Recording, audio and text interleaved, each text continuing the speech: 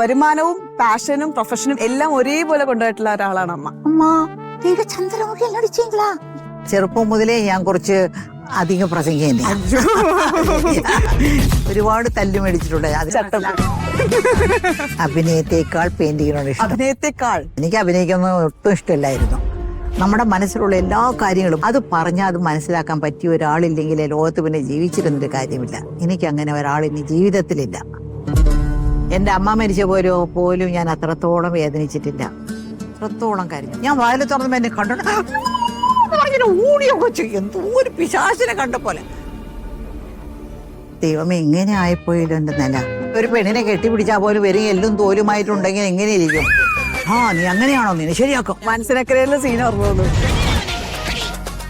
Artist ഒരു സ്ഥലത്ത് ഒരാളോട് നിന്ന് സംസാരിച്ചാൽ പോലും ഒരു കഥയായി. മരണ വീട്ടിൽ പോയി കരയാൻ പോലും ഒക്കില്ല. കരഞ്ഞ ഉടനെ ഫോട്ടോ ക്ലോസപ്പില്.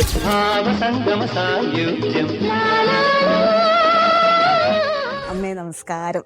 നമസ്കാരം. അമ്മ എന്തായാലും നമുക്ക് ആ അമ്മയുടെ ഓറയിൽ നിന്ന് തന്നെ പറഞ്ഞു തുടങ്ങണം. കടന്നു വരുമ്പോഴത്തെ ഓറ, ഒരു പോസിറ്റീവ് എനർജി എന്ന് പറയുന്നത്. ചില ആൾക്കാർ ഒരു പോസിറ്റീവ് എനർജി അവരുടെ ജന്മനാ ഉള്ളവരുണ്ട്, ചില അറ്റ്മോസ്ഫിയറിൽ നിന്നൊക്കെ കണക്ട് ചെയ്ത് എടുക്കുന്നവരുണ്ട്. അമ്മ ചെറുപ്പം മുതലേ ഇങ്ങനെ ഒരു വൈബ്രന്റ് ആയിട്ടുള്ള ഒരാളാണോ, അതോ സിനിമയിലൊക്കെ വന്ന്? അല്ലല്ല, ചെറുപ്പം മുതലേ ഞാൻ കുറച്ച് അധികം പ്രസംഗം കാരണം എൻ്റെ അച്ഛൻ്റെ അടുത്ത് ഒരുപാട് തല്ലി മേടിച്ചിട്ടുള്ളത് ഞാനാ. കാരണം എൻ്റെ ഒരുപാട് കുറുമ്പുകളൊക്കെ ചെയ്ത് അടി മേടിക്കും ഞങ്ങള്. ഞങ്ങളുടെ ഫാമിലിയിൽ തന്നെ അച്ഛൻ ഒരു ചൂരൽ വെച്ചിട്ടുണ്ട്. ആ ചൂരൽ കൊണ്ട് 2 ബ്രദേഴ്സുണ്ട് എനിക്ക്. അവരെക്കാൾ ഒരുപാട് തല്ലു മേടിച്ചിട്ടുണ്ട്. അതിൽ നിന്ന് തന്നെ മനസ്സിലാക്കാമല്ലോ എന്താണ്. സ്കൂൾ പോകുന്നത് ഇഷ്ടമല്ല, പഠിക്കുന്നത് ഇഷ്ടമല്ല, പക്ഷെ ബാക്കി എല്ലാം ഇഷ്ടമാണ്. കഥ വായിക്കുന്നത് ഇഷ്ടമാണ്, കഥ എഴുതുന്നത് ഇഷ്ടമാണ്. ചെറുപ്പം മുതലേ കൊച്ചു 6-7 വയസ്സ് പിള്ളപ്പോഴേ ഒരു കഥ അങ്ങനെ ഒരു കുറിപ്പുകളൊക്കെ എഴുതും. സാരികൾ, അതാണ് ഇനി പറയേണ്ട ഒരു കാര്യം. എത്ര മനോഹരമായിട്ടാണ് അമ്മയുടെ സാരികൾ, അല്ലെങ്കിൽ സാരികൾ ഉടുക്കുന്നത്. വീട്ടിലെ കുറച്ച് കാര്യങ്ങൾ ചോദിക്കട്ടെ ഞാൻ. ഏകദേശം എത്ര സാരികൾ അമ്മയുടെ കയ്യിലുണ്ടാവും? സാരികളൊക്കെ കുറച്ച് അങ്ങനെയൊന്നുമല്ല. ഞാനൊരു പെയിന്ററാന്നുള്ളത് മനസ്സിലാക്കാം. ഞാൻ വന്ന് പെയിന്റ് ചെയ്യുന്ന ഒരാളാണ്. ഞാൻ നിറങ്ങൾ ഇഷ്ടപ്പെടുന്ന 3 എക്സിബിഷൻ നടത്തിയിട്ടുണ്ട്. ഇവിടെ ലീ മെറിഡിയനിൽ ഒരെണ്ണം, പിന്നെ കാലിക്കറ്റ് ഒരെണ്ണം, പിന്നെ US ഒരെണ്ണം, ഇപ്പോൾ 2 കൂടെ ഞാൻ ചെയ്യാൻ പോകുന്നത്, ദുബായിൽ ചെയ്യാൻ പോകുന്നത്. അപ്പോൾ എനിക്ക് കളർസിനോട് ഒരുപാട് ഇഷ്ടമാണ്. അപ്പോൾ കളർഫുള്ളായിട്ട് എനിക്ക് ഒരു ഇഷ്ടമുള്ള കാരണമാണ് കളർഫുള്ളായിട്ട് ഞാൻ അങ്ങനെയാണ് എനിക്ക് തോന്നുന്നത് കേട്ടോ. സാരികളൊക്കെ അങ്ങനെയൊന്നും വലിയ കളക്ഷനൊന്നുമില്ല, ഉണ്ട് കുറച്ച് സാരികളൊക്കെ ഉണ്ട്. പിന്നെ ഒരു സാരി ഒരു പ്രാവശ്യം കൊടുത്താൽ പിന്നെ നമുക്ക് ഈ എല്ലാരും കണ്ടു കഴിഞ്ഞില്ലേ, സോഷ്യൽ മീഡിയയിൽ എല്ലാം. അതെ, എല്ലാം. അത് കാരണം ഞാനിങ്ങനെ നോക്കണം ഏത് സാരിയാ ഉടുക്കാത്ത സാരി ഷീലാസ് ഇന്റർവ്യൂ എന്ന് പറഞ്ഞിട്ട് നോക്കും. നോക്കിയിട്ട് അതിന് ഇടാത്ത സാരി അല്ലെങ്കിൽ വേറെ പുതിയ സാരി മേടിക്കണം എനിക്ക്. ഈ എക്സിബിഷന്റെ കാര്യം പറയുമ്പോൾ ഞാൻ പ്രേക്ഷകർക്ക് കൂടെ വേണ്ടി പറയാണ്, എടുത്തു പറയേണ്ട ഒരു കാര്യമുണ്ട്. നിറങ്ങളെ ഇഷ്ടപ്പെടുന്ന, നിറങ്ങൾ പകർത്തുന്ന അമ്മ, പക്ഷേ അതിന്റെ സൈഡിൽ കൂടെ പലപ്പോഴും എക്സിബിഷൻസ് നടത്തുമ്പോൾ ആവശ്യമുള്ള അല്ലെങ്കിൽ അസുഖബാധിതരായിട്ടുള്ള പലരെയും ഒരു കൈത്താങ്ങാവുക എന്നുള്ള ഒരു മനസ്സുകൂടെ അമ്മ വെക്കാറുണ്ട്. ഞാനിപ്പോ ഈ നടത്തിയ എക്സിബിഷന് ലാസ്റ്റ് അവസാനമായിട്ട് അഭിനയിച്ച ഒരു എക്സിബിഷൻ നടത്തി, കാലിക്കറ്റ് വെച്ചായിരുന്നു. അത് വന്ന് അതിൽ കിട്ടുന്ന എല്ലാം, എൻ്റെ പടങ്ങൾ വിറ്റ് കിട്ടുന്ന എല്ലാ കാശും ക്യാൻസർ രോഗികൾക്ക് വേണ്ടി ഞാൻ കൊടുത്തു. എല്ലാ പടങ്ങളും 69 പടങ്ങൾ വിറ്റു ഞാൻ. എല്ലാം ക്യാൻസർ രോഗികൾക്കാണ് കൊടുത്തത് ഞാൻ. അതൊരു വലിയ മനസ്സ് തന്നെയാണ്. നമുക്ക് ഇഷ്ടപ്പെട്ടൊരു കാര്യം ചെയ്യുമ്പോഴും അതിനോടൊപ്പം തന്നെ ഇങ്ങനെ കുറച്ച് ആൾക്കാരെ ചേർത്ത് പിടിക്കാനുള്ള മനസ്സറിയോ. ആദ്യമൊക്കെ എൻ്റെ ഇഷ്ടത്തിന് ഒരു 2-3 മാസത്തിൽ ഒരു പടം അങ്ങനെ പൂർത്തിയാക്കും. അങ്ങനെ ഒരു 10-40 പെയിന്റിങ്സ് ഉണ്ടായിരുന്നു എൻ്റെ കയ്യിൽ. അപ്പോൾ അവർ പറഞ്ഞു കാലിക്കറ്റ് നടത്താൻ നമുക്ക്, അത് കാരണം കുറച്ചും കൂടെ പെയിന്റിങ് വേണമെന്ന് പറഞ്ഞിട്ട് അവർ പെട്ടെന്ന് ബഹളം കൂട്ടിയപ്പോൾ ഞാൻ വന്ന് നൈറ്റ് ആൻഡ് ഡേയും പെയിന്റിങ് ചെയ്യാൻ തുടങ്ങി. പെയിന്റിങ് ചെയ്ത് ഞാൻ തീർത്തു. 40 പടങ്ങൾ വന്നു. 2 മാസം കൂടെ ഞാൻ തീർത്തു. അപ്പോൾ എനിക്ക് പെയിന്റ് അലർജി വന്നു. പെയിന്റിങ് കൊണ്ട് ആ സ്മെല്ല് വരുമ്പോൾ ഒരു അലർജി. കോൾഡ് ഭയങ്കര കോൾഡ്. പിന്നെ എനിക്ക് മോര് കഴിക്കാൻ ഒക്കത്തില്ല, സിട്രിക് ഫുഡ് ഒന്നും കഴിക്കാനൊക്കാത്ത നിലയായി എനിക്ക്. പെയിന്റിങ് അതായത് നമ്മുടെ ഇഷ്ടത്തിന് വല്ലപ്പോഴൊന്നും ചെയ്യുന്ന വേറെ, ഈ ബിസിനസിന് വേണ്ടി ചെയ്യുന്ന വേറെ. പക്ഷെ അതിന്റെ പിറകിൽ ഇങ്ങനെ ഒരു കാര്യം ഉള്ളത് കാരണം ഞാൻ അങ്ങനെ ചെയ്തു. ഞാൻ ഇപ്പൊ സിട്രിക് ഫുഡിന്റെ കാര്യമൊക്കെ പറഞ്ഞപ്പോഴാണ് എടുത്തു വെക്കേണ്ട കാര്യമാണ് ആരോഗ്യം. അമ്മ എങ്ങനെയാണ് ശ്രദ്ധിക്കുന്നത്? ആരോഗ്യം, ഞാൻ ദിവസം വാക്കിംഗ് പോവും. ഒരു 30 മിനിറ്റ്സ് എങ്കിലും വാക്ക്. ഞങ്ങളുടെ വീട്ടിന്റെ കാർ ഷെഡിനൂടെ താഴെ ഗ്രൗണ്ട് ഫ്ലോർ മുഴുവനും കാർ ഫ്ലോർ ആണ് ഞങ്ങൾ. അപ്പൊ അവിടെ മുഴുവനും നടക്കും. വീട്ടിന്റെ അവിടെ കാലത്ത് എഴുന്നേറ്റ വീട്ടിന്റെ അവിടെ ഇങ്ങനെ പോയ ശ്രീദേവിയുടെ വീടുണ്ട്. അത് കഴിഞ്ഞ് അവന് കനിമൊഴിയില്ലേ MP-യുടെ വീടുണ്ട്. അങ്ങനെ പോയിട്ട് അങ്ങനെ രജനീകാന്തിന്റെ വീടൊക്കെ ഞങ്ങളുടെ വീടിന്റെ അടുത്താണ്. അപ്പൊ അങ്ങനെ ഒരു ചുറ്റിട്ട് വരും. പുറത്തു പോയി നടക്കുമ്പോൾ മനസ്സിനൊരു ഭയങ്കര ഒരു റിലാക്സേഷനാണ്. വീട്ടിൻ്റെ അകത്ത് നടക്കുന്നതിനേക്കാൾ പതുക്കെ നടന്നാൽ മതി. അതായത് ഇപ്പോൾ ഓരോരുത്തരുടെ പ്രായത്തിനനുസരിച്ച് വേണം നടക്കാൻ. ഇപ്പൊ ഞാൻ ഒരു 16 വയസ്സ് പെണ്ണ് നടക്കുന്ന പോലെ നടക്കാനൊക്കെ പതുക്കെ നടക്കുള്ളൂ. നടന്ന് ഇവിടെ നോക്കി അവിടെ നോക്കി അവരെ ഗാർഡൻ നോക്കി ഇങ്ങനെ നടക്കുമ്പോൾ മനസ്സിന് ഭയങ്കര ഒരു സന്തോഷമാണ്. ഇതൊക്കെ ആണെങ്കിലും ഈ കൊറോണ വന്നില്ലേ, ആദ്യം വന്ന് കൂട്ടത്തിൽ വന്ന ആളാണ് ഞാൻ. ഈ കൊറോണ വന്നു. അപ്പൊ രാത്രിയിൽ എഴുന്നേറ്റ് അങ്ങനെ എനിക്ക് പനിയെ വരാറില്ല. അതൊരു ഭയങ്കര പനി വന്നു. അപ്പോൾ ഡോക്ടറെ അടുത്ത് പോയി, അവിടെ കാവേരി ഹോസ്പിറ്റൽ അടുത്തുണ്ട്, അവിടെ പോയി ചോദിച്ചപ്പോൾ അവർ പറഞ്ഞു ഇതാണ് കൊറോണയാണ്, അഡ്മിറ്റ് ചെയ്യണമെന്ന് പറഞ്ഞു. അങ്ങനെ 7 ദിവസം ഹോസ്പിറ്റലിൽ അഡ്മിറ്റ് ചെയ്തു. അതിൽ എന്താന്നൊരു കഷ്ടം, ആരും നമ്മളെ കാണാൻ വരാൻ പാടില്ല. നമുക്ക് അവര് കൊടുക്കുന്ന ഫുഡ് അതെന്നുവെച്ചാൽ ആ ഡോക്ടേഴ്സ് തന്നെ കണ്ടുപിടിച്ചില്ലേ എന്താണ് ഈ കൊറോണയ്ക്ക് എന്താണ് മരുന്ന്, എന്താണ് ഇത്. ഇപ്പൊ മനസ്സിലായി സാധാരണ ഒരു ഇതാണെന്നൊക്കെ മനസ്സിലായി. അന്നൊരു ഭീകരമായ രോഗം. വീട്ടിൽ നിന്ന് ആരും വരാനൊക്കത്തില്ല. എന്റെ അലമാരിക്കകത്ത് തുണികളുണ്ട്, അതെടുത്ത് കൊടുക്കാനല്ലേ. ഞാനാണെങ്കിൽ ചത്തോണം ഹോസ്പിറ്റലിൽ കിടക്കുന്നു. എല്ലാം വന്ന് പല ഫുഡൊക്കെ ആണെങ്കിലും താഴെ ഒരു സ്ഥലത്ത് കൊണ്ട് വെച്ചിട്ട് അവർ ഓടും. എന്നാ അത് കഴിഞ്ഞ് പിന്നെ അവിടെ പോയി 7 ദിവസം നിന്നോ. പിന്നെ അവർ പറഞ്ഞു വീട്ടില് പിന്നെ 20 ദിവസം അങ്ങനെ ആരും വന്നു കാണാൻ പാടില്ല. ഒരു ഗ്രൗണ്ട് ഫ്ലോർ മുഴുവൻ എൻ്റെ ഫ്ലോറാണ്. അപ്പോൾ മോളിൽ നിന്ന് വന്ന് എൻ്റെ കൊച്ചുമക്കളോ എൻ്റെ മരുമോളോ മോനോ ആരെങ്കിലും കൊണ്ടുവന്ന് എൻ്റെ വീട്ടിൻ്റെ വാതിക്കയല്ലേ അവിടെ കൊണ്ടുവന്ന് കൊണ്ടുവന്ന്, അതായത് ഡിസ്പോസിബിൾ പാത്രത്തിൽ വെച്ചിട്ട് പോകും. അത് ആ പാത്രം തൊട്ടാൽ പോലും അവർക്ക് പ്രശ്നമാണ്. ഉടനെ അവർ പോയി കുറച്ച് 10 നിമിഷം കഴിയുമ്പോൾ ഞാൻ പതുക്കെ വാതിൽ തുറന്ന് അതെടുത്തിട്ട് അകത്ത് പോയിരുന്ന് കഴിഞ്ഞിട്ട് ഞാൻ തന്നെ കഴുകി അങ്ങനെ അതെടുത്തെറിയും ഇത് പ്ലേറ്റ്. ഒരു ദിവസം ഈ എൻ്റെ കൊച്ചുമോള് ബെല്ലടിച്ചിട്ട് ആ കൊച്ചു അവിടെ തന്നെ നിൽക്കുകയായിരുന്നു. ഞാൻ വാതിൽ തുറന്നപ്പോൾ എന്നെ കണ്ടോണ്ട് ഓടിയൊക്കെ ചെയ്യും, എന്തോ ഒരു പിശാചിനെ കണ്ട പോലെ. അന്ന് ഞാൻ കരഞ്ഞു പോയി കേട്ടോ. അന്നാണ് വാസ്തവത്തിൽ ഞാൻ കരഞ്ഞത്. എന്റെ ദൈവമേ എങ്ങനെ ആയിപ്പോയല്ലോ എന്റെ നില. ഭയങ്കര ആ കൊച്ചുണ്ടല്ലോ, അങ്ങനെ ഒരു പിശാചിനൊക്കെ കണ്ട ഇങ്ങനെ കരയും. അതുപോലെ കരഞ്ഞിട്ട് ഓടി സ്റ്റെപ്പിൽ കയറിയിട്ടില്ല. ഞങ്ങളുടെ വീട്ടിൽ ലിഫ്റ്റ് ഉണ്ട്, പക്ഷെ അത് ലിഫ്റ്റ് അമത്തിരി പോലുള്ള സമയം പോലില്ല. ഓടി സ്റ്റെപ്പിൽ കയറി മുകളിൽ പോയി. അങ്ങനെ എനിക്ക് ആദ്യമായിട്ട് വന്ന ഒരു കൊറോണ ആയിരുന്നു. ഇപ്പൊ ഒന്നുമില്ല, കൊറോണ എന്നൊക്കെ പറഞ്ഞ ഒന്നുമില്ല. നമ്മൾ സൂക്ഷിച്ചത് ഒരു ടൈപ്പ് ഓഫ് പനി അത്രയേ ഉള്ളൂ. നമ്മൾ സംസാരിച്ചത് ഭക്ഷണത്തിന്റെ കാര്യമായിരുന്നു. ഭക്ഷണത്തിന്റെ കാര്യം. ഈ ഭക്ഷണം ഞാൻ പറഞ്ഞത് കൊണ്ടു വെച്ചിട്ട് ഓടിപ്പോയത് ഭക്ഷണ രീതികൾ. ഭക്ഷണത്തിന് ഞാനിപ്പോ എനിക്കൊക്കെ എവിടെ പോയാലും ഇത്തിരി ചോറൊക്കെ കിട്ടിയാൽ സന്തോഷം, അങ്ങനെ ഒരു ചിന്തയാണ്. ഇവിടെ എനിക്ക് എപ്പോഴും വെജിറ്റേറിയനാ ഇഷ്ടം. എനിക്ക് വെജിറ്റേറിയനോടാണ് വലിയ ഇഷ്ടം. കേരളത്തിൽ വന്നാൽ മാത്രമുള്ളൂ ഞാൻ കരിമീൻ കഴിക്കുന്നത്. ഒരു മീനെ എനിക്ക് ഇഷ്ടമുള്ള കരിമീൻ മാത്രം, അത് മാത്രം ഇഷ്ടമുള്ളൂ. ഞങ്ങളുടെ വീട്ടിൽ ഊണൊക്കെ ഉണ്ടാക്കുമ്പോഴേ വീട്ടിൽ എപ്പോഴും ഞങ്ങളുടെ ചെറുപ്പത്തിലൊക്കെ എപ്പോഴും ഇറച്ചിയും മീനും ബീഫും അതൊക്കെ ഉണ്ടാവും. ഞങ്ങൾ ക്രിസ്ത്യൻസിൽ എപ്പോഴും ഉണ്ടാവും. പക്ഷെ ഞാൻ മാത്രം അതൊന്നും കഴിക്കത്തില്ല. അപ്പൊ എനിക്ക് വേണ്ടി എന്തെങ്കിലും ഒരു വെജ് ഉണ്ടാക്കണം. അപ്പൊ എന്റെ അമ്മ പറയും, ഈ പട്ടത്തേക്ക് വേണ്ടി ഞാൻ എന്തെങ്കിലും ഉണ്ടാക്കണമല്ലോ എന്ന് പറയും. അപ്പൊ പയറും അതൊക്കെ എന്തെങ്കിലും ഒരു കായ എന്തെങ്കിലും ഒന്നും ഉണ്ടാക്കും. എനിക്ക് വെജിറ്റേറിയനോട് വലിയ ഇഷ്ടമാണ്. വെജിറ്റേറിയൻ ഫുഡ് ഒരുപാട് കഴിക്കും. ഇഡ്ഡലിയൊക്കെ ആണെങ്കിൽ ഇപ്പോൾ ഇവിടെ വലിയ ഏത് സ്റ്റാർ ഹോട്ടൽ വന്നാലും ശരി, ഞാൻ പറയും നൈറ്റിൽ വന്ന് എനിക്ക് ഇഡ്ഡലിയോ ദോശ എനിക്ക് തരാനൊക്കോ. അയാളെ മാത്രമേ ഈ ഹോട്ടലിൽ താമസിക്കുള്ളൂ. ആദ്യമേ പറയും. കാരണം എനിക്ക് ഈ ബിരിയാണി മറ്റേ ജങ്ക് ഫുഡ് ഒന്നും ഇഷ്ടമല്ല. Arabian, Chinese, dosa. ഇപ്പൊ അമ്മ പറഞ്ഞപ്പോ ഞാൻ ആലോചിക്കായിരുന്നു, കൊറോണ വന്ന സമയത്ത് നമ്മൾ എല്ലാവരും നിന്ന് മാറി ഒറ്റപ്പെട്ട് നിൽക്കേണ്ട ഒരു അവസ്ഥ വന്നു. നമ്മുടെ ജീവിതത്തിന് വലിയൊരു ശതമാനം നമ്മൾ ഇപ്പോഴും ആൾക്കാരുടെ ഇടയിൽ ജീവിച്ചിട്ടില്ല. നമ്മുടെ പ്രൊഫഷൻ അങ്ങനെയായിരുന്നു. പക്ഷെ അമ്മയുടെ ഒരു ഇഷ്ടം, പാഷൻ എന്ന് പറയുന്നത് ഇപ്പൊ പെയിന്റിംഗ് ആണ്. അതെടുത്ത് നോക്കുമ്പോൾ അതൊരു നമ്മുടേതായിട്ടുള്ള ഒരു സ്പേസിൽ നമുക്ക് ഒറ്റയ്ക്ക് കംഫർട്ടബിൾ ആയിട്ട് ഇരുന്ന് ചെയ്യേണ്ട ഒരു കാര്യമാണ്. അപ്പം അമ്മ എങ്ങനെയാണ് ഈ 2 സ്പേസും ഒരേപോലെ എൻജോയ് ചെയ്യുന്നുണ്ടോ, അല്ലെങ്കിൽ പെയിന്റിങ്ങിനോട് നമ്മുടേതായ ഒറ്റപ്പെട്ട സ്പേസിനോട് കുറച്ച് ഇഷ്ടം കൂടുതലുണ്ടോ? ഈ പെയിന്റിങ്ങിനോടാണ് ഇഷ്ടം കൂടുതൽ. അഭിനയത്തെക്കാൾ പെയിന്റിങ്ങിനോട് ഇഷ്ടം. അഭിനയത്തെക്കാൾ പെയിന്റിങ്ങിനോട് ഇഷ്ടം. ഞാൻ ഇഷ്ടപ്പെട്ടൊന്നും അഭിനയിക്കാൻ വന്നതല്ല. എനിക്ക് അഭിനയിക്കൊന്നും ഒട്ടും ഇഷ്ടമില്ലായിരുന്നു. പിന്നെ ഒരു സാഹചര്യം, ഞങ്ങളുടെ കുടുംബത്തിന്റെ സാഹചര്യത്തിനും അഭിനയിക്കാൻ വന്നു എന്നല്ലാതെ ഈ പെയിന്റിംഗ് എന്ന് പറഞ്ഞാൽ എന്റെ ഇഷ്ടത്തിന് ഞാൻ ചെയ്യുന്നതാണ്.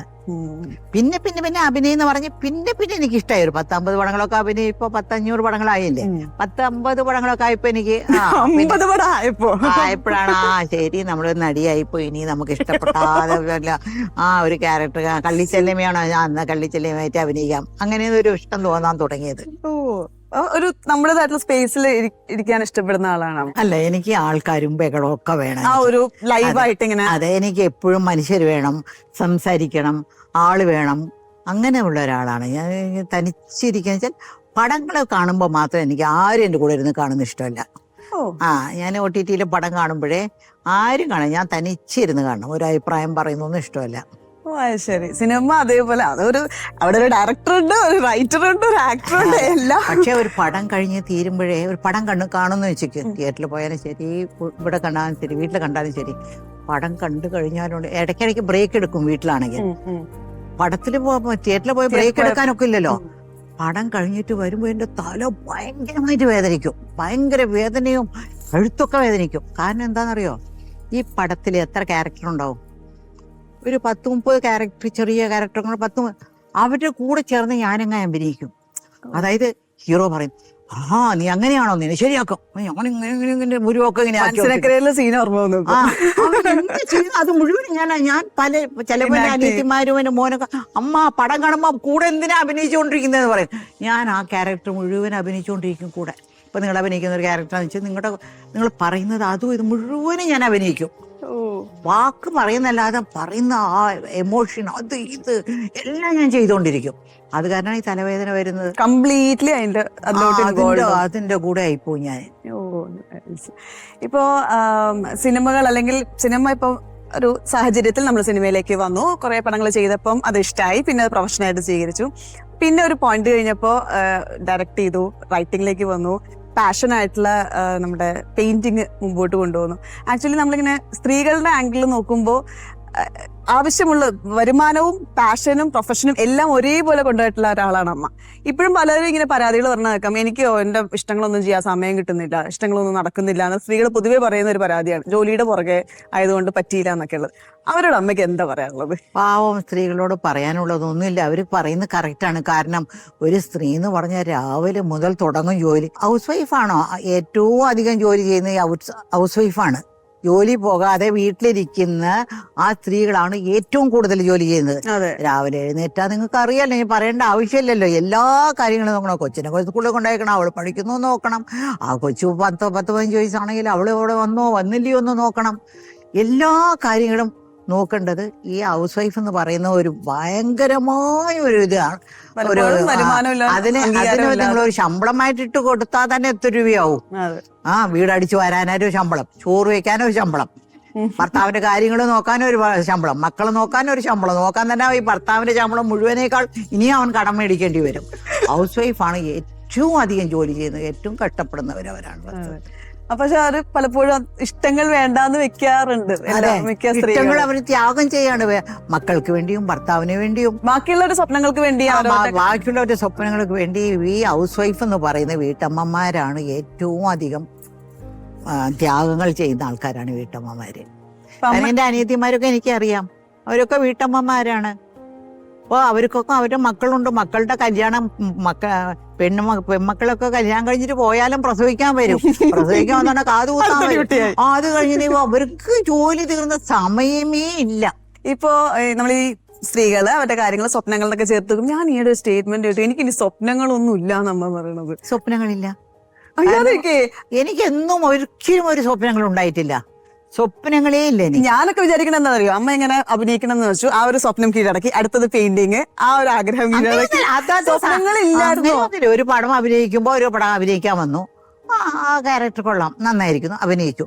ഇതൊന്നും സ്വപ്നമല്ല, അതായിട്ട് വന്നു, അതായിട്ട് പോയി. ഒഴുക്ക്, ഒരു പുഴയിൽ ഒരു ഇല ഇട്ട് അതിങ്ങനെ ഒഴുക്കിൽ പോയില്ല, അതുപോലെ ഒരു ഒഴുക്കിൽ പോകുന്നല്ലാതെ എനിക്ക് സ്വപ്നങ്ങൾ ഒരിക്കലും ഉണ്ടായിട്ടില്ല. ഇത് തന്നെ വേണം, ഇങ്ങനെ സാരി വേണം, ഇങ്ങനെ ആഭരണം വേണം, അങ്ങനെ ഒരു സ്വപ്നം ഉണ്ടായിട്ടില്ല. ഈ വേഷം കെട്ടൊക്കെ വന്ന് മനുഷ്യന്റെ മുൻവശത്ത് ശീലം അല്ലെങ്കിൽ ഭയങ്കര ദാരിദ്ര്യമാണ്, കഷ്ടത്തിലാണ് ഇപ്പോഴുള്ള സോഷ്യൽ മീഡിയയും യൂട്യൂബൊക്കെ അറിയാലോ. അവര് ഒരു ഫോട്ടോന്റെ അടുത്തൊരു കിഴവി ഇങ്ങനെ ചത്താവാൻ പോകുന്നൊരു കിഴവിയുടെ ഫോട്ടോ ഇട്ട് ഇതാണ് ശീല, ഇപ്പോഴത്തെ ശീല എന്ന് പറയും. അതിന് വേണ്ടിയാണ് ഈ വേഷം കെട്ടൊക്കെ. എനിക്ക് ഒരു വേഷം കെട്ടും ഇഷ്ടമല്ല. എനിക്ക് അന്ന് മുതൽ ഇന്ന് മുതൽ ചെറുപ്പപ്രായം മുതൽ നോ സ്വപ്നംസ്.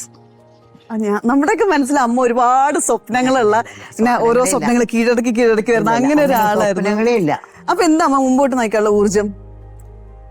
നിങ്ങളെപ്പോലുള്ള ആൾക്കാര് വന്ന് സംസാരിക്കുന്നു, അതുകൊണ്ട് അവർക്ക് ഇത്രയും ക്യാമറമാൻ അവര് ഇവരൊക്കെ കാണുമ്പോൾ ഒരു സന്തോഷം. എന്റെ മോനെ കാണുമ്പോൾ ഏറ്റവും സന്തോഷം കുടുംബം. എന്റെ മോനാണ്. എന്റെ ലോകത്ത് വെച്ച് ഏറ്റവും വലിയ സന്തോഷം എന്റെ മോനാണ്. പിന്നെ കൊച്ചുമക്കളുണ്ട്, അവരുണ്ട്.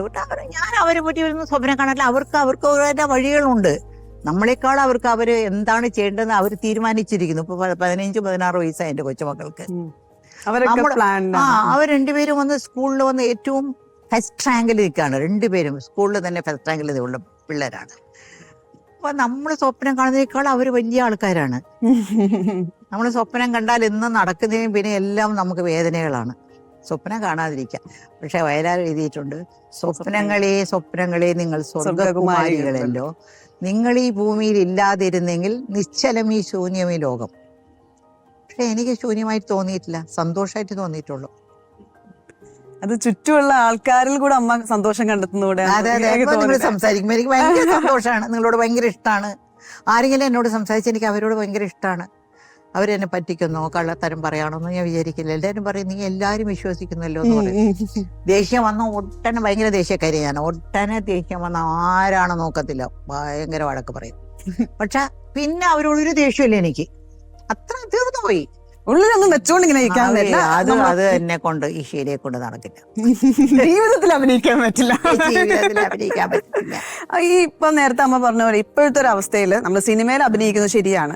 അതല്ലാതെ ജീവിതത്തിൽ ഇപ്പൊ എങ്ങോട്ട് തിരിഞ്ഞാലും നമ്മളിങ്ങനെ ഒന്ന് കെയർഫുൾ ആയിട്ടിരിക്കണം എന്നുള്ളൊരു ബാധ്യത പോലെ തോന്നാറുണ്ട്. ചുറ്റും ക്യാമറകൾ, എവിടുന്ന് വേണേലും ഈ സെൽഫീസ് വരാം, എവിടുന്ന് വേണേലും ആൾക്കാർ നമ്മളെ അറ്റാക്ക് ചെയ്യുന്ന പോലെ ഓടി വരാം.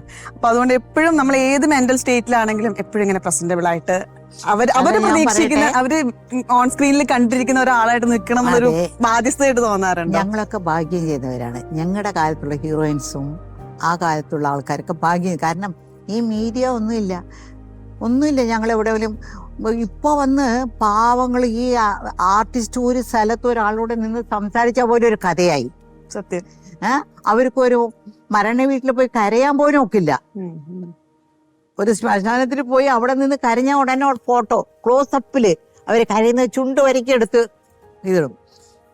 പിന്നെ ഞങ്ങൾക്ക് ആ കാലത്തൊക്കെ ഞങ്ങൾക്ക് മെലിയണം, ഇനി കോല് പോലെ ഇരിക്കണം എന്നുള്ളതൊന്നുമില്ല. നല്ല വണ്ണം വെച്ച് ഞാനൊക്കെ വണ്ണം വെക്കാൻ വേണ്ടി എൻ്റെ അമ്മ എന്തെല്ലാം ചെയ്തിട്ടുണ്ടെന്ന് അറിയോ? വണ്ണാണെന്ന് അന്നത്തെ ഫാഷൻ. കാരണം തമിഴ്നാട്ടിലുള്ള ആൾക്കാരാണ് ഞങ്ങളുടെയൊക്കെ ഒരു മുന്നോടി എന്ന് പറയുന്നത്. അതിൽ വന്ന് സാവിത്രി, ഭാനുമതി എല്ലാം ഇത്ര വണ്ണം. പക്ഷെ അവർ കോളേജിൽ പോവും. മനസ്സിലായി. അവരൊരു കോളേജ് അപ്പൊ ഞങ്ങൾ വണ്ണം വെക്കാൻ വേണ്ടി ഞങ്ങൾക്ക് എഗ്ഗിന്റെ മഞ്ഞളുണ്ടല്ലോ അത് അടിച്ചു കൊടുക്കും, അതിൽ നെയ്യിട്ട് കൊടുക്കും, കഞ്ഞിയിൽ നെയ്യിട്ട് കൊടുക്കും, ഉച്ചയ്ക്ക് ഉറങ്ങാൻ പറയും. ഇതൊക്കെ പക്ഷെ ഇപ്പോഴുള്ള പിള്ളേർക്ക് എന്ത് നേരെ ഓപ്പോസിറ്റ്. അവർ കഴിക്കാൻ പാടില്ല. മിസ് വേൾഡ് ഒക്കെ വന്ന പിന്നെയാണ് ഈ പിള്ളേരൊക്കെ ഇങ്ങനെ ആയത്. ഞാൻ പറയട്ടെ, ഒരു പെണ്ണിനെ കെട്ടിപ്പിടിച്ചാൽ പോലും വരും എല്ലും തോലുമായിട്ടുണ്ടെങ്കിൽ എങ്ങനെ ഇരിക്കും? അപ്പൊ അമ്മക്ക് ഇപ്പോഴത്തെ അവസ്ഥയിൽ ഇങ്ങനെ ബുദ്ധിമുട്ട് വന്നാറുണ്ടോ ഈ ആൾക്കാരുടെ ഇടയിൽ? ഇപ്പൊ ഞാൻ താമസിക്കുന്നത് ചെന്നൈയിലായതുകൊണ്ട് എനിക്ക് അങ്ങനെ അത്ര ബുദ്ധിമുട്ടില്ല. അവസാനം ഞാൻ അറിയാതെ പോയി ഒരു ചന്ദ്രമുഖി എന്നൊരു പടത്തിൽ അഭിനയിച്ചു. അതിലൊരു ചെറിയ റോളാണ്, വലിയ വേഷമൊന്നുമില്ല. പക്ഷെ ഇപ്പൊ അമ്മ നീക ചന്ദ്രമുഖി നടിച്ചീங்களா? നമ്മളെവിടെയെങ്കിലും പോയിട്ട് എന്തെങ്കിലും ഒരു തുണിയോ അല്ലെങ്കിൽ വില പേശിയോട്ടി പോരെ ചന്ദ്രമുഖി നടിച്ചു, പിന്നെ നമുക്ക് വല്ലതും പറയാനോ പറയുന്ന വിലയ്ക്ക് മേടിച്ചോണ്ട് വരും. തമിഴ്നാട്ടില് അങ്ങനെ ഒരു പ്രശ്നം വന്നു എന്നല്ലാതെ എനിക്ക് തമിഴ്നാട്ടിൽ ഒരു പ്രശ്നമില്ല. ഇവിടെ വരുമ്പോ നമ്മളെല്ലാം അറിയാലോ, ശരിയാന്ന് എല്ലാവർക്കും അറിയാം. എഴുത്തിന്റെ കാര്യത്തിലോട്ട് വരികയാണെങ്കിലും നേരത്തെ അമ്മ പറഞ്ഞു ചെറുപ്പത്തിലേ എഴുതുമായിരുന്നു. അതെ അതെ അതെ. സ്വപ്നങ്ങളില്ലാത്ത ഒരാള് എഴുതുന്നു, അത് ഭയങ്കര ഒരു സ്വപ്നങ്ങളിൽ എനിക്ക് അന്തരീക്ഷത്തിൽ എന്തൊക്കെ നടക്കുന്നു, എന്തൊക്കെ വേണ്ടി വരും, ചുറ്റുപാടിൽ എന്തൊക്കെ നടക്കുന്നു, ഇതൊക്കെ നമുക്കറിയാലോ. ഒരു ഞങ്ങളുടെ വീട്ടിന്റെ അടുത്ത് ആ കാലത്ത് തന്നെ ഒരു ഒരു ഒരു ഒരാൾ വന്ന് ഒരു പെണ്ണിനെ പ്രേമിച്ചിരുന്നു. അവൾക്ക് കണ്ണില്ല. പക്ഷെ എന്തോ ഒരു പ്രശ്നത്തിൽ വന്നപ്പോൾ അയാൾ സൂസൈഡ് ചെയ്തിട്ട് ഈ കണ്ണ് അവൾക്ക് കൊടുത്തു. അപ്പോൾ അത് ഒരു മനസ്സിന്റെ അകത്ത് ഇങ്ങനെ കിടക്കായിരുന്നു എനിക്ക്. അപ്പൊ ഞാൻ അത് സ്വപ്നാണോ എനിക്ക്? അല്ലല്ലോ, എന്റെ മനസ്സിന്റെ കാര്യം. അത് ഞാൻ അങ്ങനെ എഴുതാൻ തുടങ്ങി. പിന്നെ ഒരുപാട് ഡയറി എഴുതുമായിരുന്നു ഞാൻ. ഡയറിയിൽ എഴുതി കാലത്തുനിന്ന് ഞാൻ എഴുതിട്ട് ആ പ്രായത്തിലൊക്കെ കുറെ പക്ഷികളൊക്കെ ഇങ്ങനെ പറന്നു പോകുന്നു കണ്ടു. ഞാൻ അതാണ് ഇതാണ്ട് കുറഞ്ഞ കാര്യത്തിലൊക്കെ ഇപ്പൊ നമ്മളതൊക്കെ ഞാൻ എഴുതും. ഇപ്പൊ നമുക്ക് ഫോൺ മാറ്റി എനിക്ക് തുടക്കം, എഴുത്തിന്റെ തുടക്കം. അപ്പൊ ഒരു അന്ന് ഡയറി ഒന്നുമില്ല, നോട്ട്ബുക്ക്. അതിൽ ഡേറ്റ് ഇട്ട് നമ്മളതിനെ ഡേറ്റ് ഇട്ട് അന്നത്തെ ദിവസം തൊട്ട് എഴുതും. പണ്ട് സ്കൂളിൽ കൊണ്ടുപോകായിരുന്നു അങ്ങനെ, ഡയറി എഴുതിക്കൊണ്ട് വരണം എന്ന് പറയായിരുന്നു വായിക്കാനായിട്ട്, അതുപോലത്തെ. അപ്പം ഡയറി എന്ന് പറഞ്ഞാൽ നമ്മൾ എല്ലാ രഹസ്യങ്ങളും എല്ലാ കാര്യങ്ങളും തുറന്നു എഴുതുന്ന ഒരു സ്പേസ് ആണല്ലോ. അതേപോലെ അമ്മയ്ക്കുള്ള സൗഹൃദങ്ങൾ എങ്ങനെയാണ് ജീവിതത്തില്? എന്തും തുറന്നു പറയാവുന്ന അടുത്ത സുഹൃത്തുക്കൾ എന്ന് പറയുന്നത് സിനിമയിൽ നിന്നാണോ അതല്ലാതെ അമ്മയുടെ? അല്ല, സിനിമയിൽ നിന്നല്ല. എനിക്ക് പ്രേമ കാർത്തിക് എന്ന് പറഞ്ഞിട്ട് ഒരു സുഹൃത്തുണ്ടായിരുന്നു. അവൾ ഈ ഇടയ്ക്കാണ് മരിച്ചിട്ട് ഒരു 7-8 മാസമായി. എൻ്റെ അമ്മ മരിച്ച പോലും ഞാൻ അത്രത്തോളം വേദനിച്ചിട്ടില്ല. അത്രത്തോളം വേദനിച്ചു, അത്രത്തോളം കരഞ്ഞു. കാരണം എൻ്റെ എല്ലാ കാര്യങ്ങളും പറയാൻ ഒരാളുണ്ടാവണം. അതില്ലാത്തവരുണ്ടല്ലോ, അവർ ശൂന്യതയാണ് വാസ്തവത്തിൽ പറഞ്ഞ. നമ്മുടെ കാര്യങ്ങളൊക്കെ ഭർത്താവിനെ അത് മനസ്സിലാക്കാൻ പറ്റിയ, നമ്മൾ പറയുന്ന രീതി, എന്ത് രീതിയിലാണ് നമ്മൾ പറയുന്നത്, നമ്മുടെ മനസ്സിലുള്ള എല്ലാ കാര്യങ്ങളും. ഇപ്പോൾ ഒരു വീട്ടിൽ തന്നെ ഒരു കാര്യം ഉണ്ടായി, അത് പറഞ്ഞാൽ അത് മനസ്സിലാക്കാൻ പറ്റിയ ഒരാളില്ലെങ്കിൽ ലോകത്ത് പിന്നെ ജീവിച്ചിരുന്നൊരു കാര്യമില്ല. ഒന്നുകിൽ ഭർത്താവായിരിക്കണം, മകനായിരിക്കണം, ഫ്രണ്ടായിരിക്കണം, ആരെങ്കിലും ഒരാൾ വേണം നമുക്കങ്ങനെ. അങ്ങനെ ഒരാളെ ഞാൻ നഷ്ടപ്പെട്ടു. എനിക്കങ്ങനെ ഒരാൾ ഇനി ജീവിതത്തിലില്ല. എന്നും അവളുടെ ഫോൺ നമ്പർ എൻ്റെ സെല്ലിലുണ്ട്. അത് എനിക്കത് ഡിലീറ്റ് ചെയ്യാൻ തന്നെ വിഷമാണ്. അതങ്ങനെ അവർ മരിച്ചവരൊരു, അതായത് എനിക്ക് മറക്കാനൊക്കാത്തൊരു വേദനയാണത്. വേദനകൾ എങ്ങനെയാ അമ്മ ഡീൽ ചെയ്യാറ്? യോഗ അങ്ങനെയുള്ള എന്തെങ്കിലും ഉണ്ടോ? സ്ട്രെസ് റിലീഫ് അങ്ങനെയുള്ള എന്തെങ്കിലുമൊക്കെ ചെയ്യാറുണ്ടോ? യോഗ ആവുന്നില്ല. വേദനകൾ, ഒരുപാട് വേദനകൾ വരും ജീവിതത്തിൽ. വേദനകൾ ഇല്ലാതിരിക്കുമോ? ഞാനൊരു വലിയൊരു ഫാമിലിയിലുള്ളവരാണ്. അപ്പോൾ എനിക്ക് ഒരുപാട് ബന്ധുക്കളുണ്ട്, ഒരുപാട് സിസ്റ്റേഴ്സ് ഉണ്ട്, ബ്രദേഴ്സ് ഉണ്ട്. ഈ ഇടയ്ക്ക് എൻ്റെ ബ്രദർ വന്ന് 2 ബ്രദേഴ്സ്, 2 പേരും മരിച്ചു. വേദനകളൊക്കെ കുറച്ച് നാൾ. പിന്നെ എൻ്റെ അമ്മ പറയും എപ്പോഴും എൻ്റെ അമ്മ പറയും, ഒന്നും നമ്മൾ ചിന്തിക്കരുത്. ചിന്തിച്ചാൽ നമുക്ക് വേദനയാണ്. വേറെ എന്തെങ്കിലും നമുക്ക് ഇഷ്ടപ്പെട്ട കാര്യങ്ങൾ ഓർക്കണം. നമുക്ക് വേദന വരുന്ന സമയത്ത് നമുക്ക് ഇഷ്ടപ്പെട്ട വേറെ ഏതെങ്കിലും ഒരു കാര്യവും ഓർത്താൽ മതി. കഷ്ടമാണ് ഇതെന്ന ആൾക്കാരൊക്കെ പറയും ഇങ്ങനെ. പക്ഷേ എന്നാലും നമ്മളെ ഒരു യോഗ പോലെ, യോഗ ചെയ്ത ഉടനെ ഇതൊക്കെ ചെയ്യുന്നില്ല. യോഗ ചെയ്യുന്ന പറഞ്ഞാൽ 24 മണിക്കൂർ ഇങ്ങനെ ഇരുന്നുകൊണ്ട് ഇങ്ങനെ കണ്ണൊക്കെ മൂടിയിട്ട് ഇങ്ങനെ ഇരുന്നത് യോഗയല്ല. യോഗ എന്ന് പറഞ്ഞാൽ ഒരു കപ്പ് കോഫി, ധ്യാനം. യോഗയല്ല, ധ്യാനം എന്ന് പറഞ്ഞാൽ ഒരു കപ്പ് കോഫി എടുക്കുന്നു വെച്ചേക്ക്. ഈ കോഫി എടുത്ത് നമ്മുടെ വായിൽ വെച്ചു. അത് വായിൽ വെച്ച് വിശുദ്ധ, അത് നമ്മൾ ഫീൽ ചെയ്യണം. അത് നമ്മുടെ നാക്കിൽ അത് പോകുന്നത് ഫീൽ ചെയ്യണം. നമ്മുടെ തൊണ്ടയിലകത്ത് അത് പോകുന്നത് ഫീൽ ചെയ്യണം. എൻ്റെ ആ കപ്പ് എടുത്ത് അവിടെ വെക്കുന്നത് ഫീൽ ചെയ്യണം. അതാണ് ധ്യാനം. ചുമ്മാ ഇങ്ങനെ ഇരുന്നുകൊണ്ട് ഇവിടെ ഇങ്ങനെ കണ്ണും മൂടിക്കൊണ്ടിരുന്നിട്ട് അവിടെ അമേരിക്കയിൽ അങ്ങ് നടന്നു, ട്രംപ് ഇങ്ങനെ ചെയ്തെന്നൊക്കെ പറഞ്ഞിട്ട് ഒരു കാര്യമില്ല. ഇത് നമ്മൾ ചെയ്യുന്ന ഓരോ കാര്യത്തിലും നമ്മുടെ ധ്യാനമുണ്ട്. ചെയ്യുന്ന ഓരോ കാര്യത്തിൽ, ഇപ്പോൾ എഴുതാണെങ്കിലും ഓഫീസ് പോകണമെങ്കിലും സമാധാനമായിട്ട് ഇരിക്കുകയാണെങ്കിലും എല്ലാം നമ്മൾ ചെയ്യുന്ന ഓരോ കാര്യം അതിൽ ധ്യാനമുണ്ട്. എവിടെയാണ് നമുക്ക് നമ്മളെ അറിയുന്ന നമ്മൾ ചെയ്യുന്ന ഒരു പ്രവൃത്തി കറക്റ്റായിട്ട് നമ്മൾ ആലോചിച്ച് സന്തോഷത്തോട് ചെയ്താൽ അത് ധ്യാനമാണ്. മനസ്സിന് അത്രത്തോളം സമാധാനം കിട്ടും. മനസ്സിലായി? ഇപ്പം നിങ്ങൾ എന്നോട് സംസാരിക്കുന്നു, നിങ്ങൾക്ക് സന്തോഷമായിട്ട് നിങ്ങൾ സംസാരിച്ച ധ്യാനം അല്ലേ? തോന്നുന്നുണ്ടോ? ഞാൻ പറയുന്നത് തോന്നുന്നുണ്ടോ? എന്റെ അമ്മേ,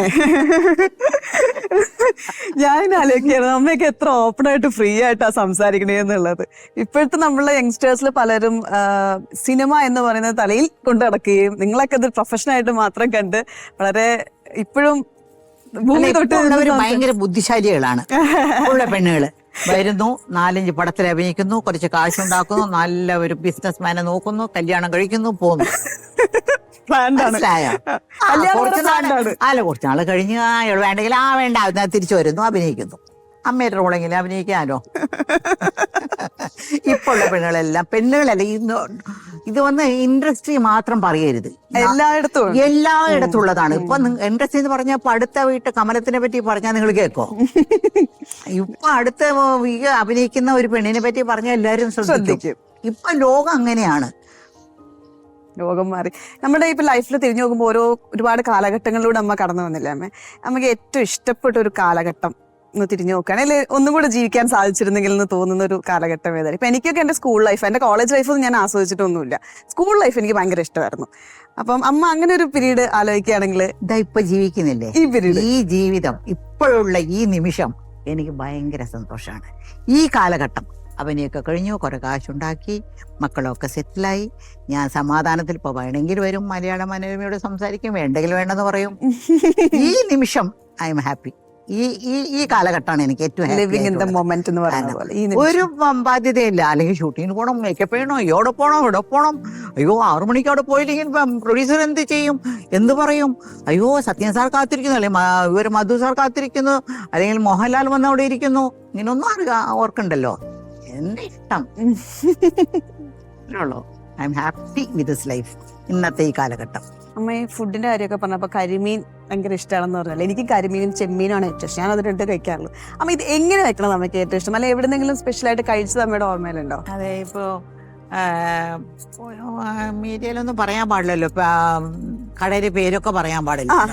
അങ്ങനെ ഇവിടെ അടുത്തുള്ള ഈ കൊച്ചിയിലുള്ള ഒരു ഇതില് അവര് വന്ന് ഈ പൊള്ളിച്ച കരിമീനുണ്ടല്ലോ, ഈ വറുക്കാതെ പൊള്ളിച്ച കരിമീൻ, വാഴയിലയിൽ ഇങ്ങനെ, അങ്ങനെ ഒരു കരിമീൻ ഉച്ചയ്ക്ക് ഇവിടെ വന്നാൽ ഞാൻ എന്റെ ഫുഡ് അതാണ്. ഞാൻ പറഞ്ഞ എനിക്ക് വേറെ ഒന്നും വേണ്ട, ഒരു കരിമീൻ പൊള്ളിച്ചത് മാത്രം. ചോറും കരിമീനാണ്?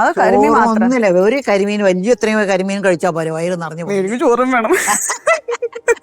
എനിക്ക് അത്രത്തോളം വലിയ കരിമീനായിരിക്കും, നമ്മളത് തന്നെ വയറ് നിറയും. അത് മുള്ളൊക്കെ എടുത്തൊക്കെ കഴിക്കുമ്പോഴേക്കും ക്ഷമ വേണ്ട പരിപാടിയാണ് അത് വലിയ ഇഷ്ടമാണ്. അങ്ങനെ കഴിക്കാനാണ് ഇഷ്ടം. ഇപ്പൊ അമ്മ നമ്മൾ പറഞ്ഞു ജീവിതത്തിൽ പല സാഹചര്യങ്ങളും കടന്നു പോകും. ഇപ്പൊ ലിവ് ദ മൊമെന്റ് എന്ന് പറഞ്ഞാൽ ഈ മൊമെന്റിൽ ജീവിക്കാനാണ് അമ്മ ഇഷ്ടപ്പെടുന്നത് എന്നൊക്കെ പറഞ്ഞു. പല ടഫ് സിറ്റുവേഷൻസ് നമുക്ക് വന്നിട്ടുണ്ടാവും ജീവിതത്തിൽ.